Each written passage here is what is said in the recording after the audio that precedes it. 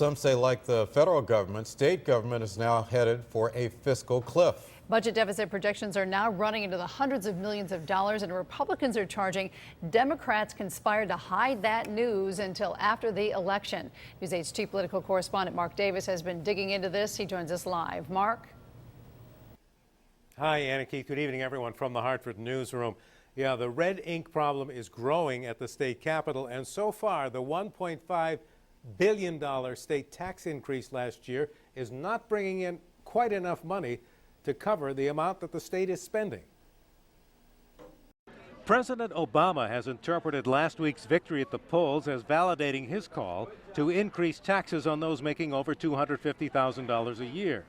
But Connecticut voters may have unwittingly voted for state tax hikes as well by returning Democratic majorities to the Connecticut House and Senate. I have no intention of raising taxes.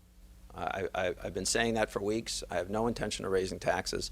But the sinking feeling at the state capitol is becoming obvious. A sharp plunge in the estimate of what the state is taking in from last year's tax hikes is raising red flags.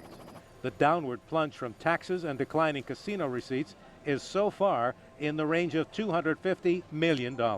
Our state budget is in deficit to the tune of about $250 million, only 4 months into a fiscal year.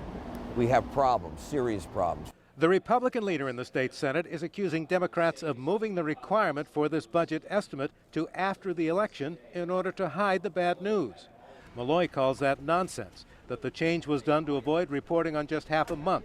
And he says wealthy Connecticut residents seeking to avoid next year's hikes in federal income taxes will end up helping balance his books because they'll end up paying much more in state taxes at the end of the year.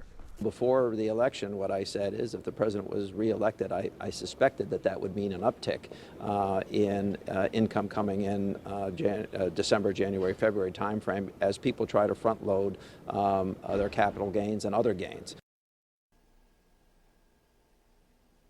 The governor also notes that this year's holiday Christmas shopping season is just about to get underway and that he expects sales tax receipts to also be up because many surveys say that consumer confidence is up.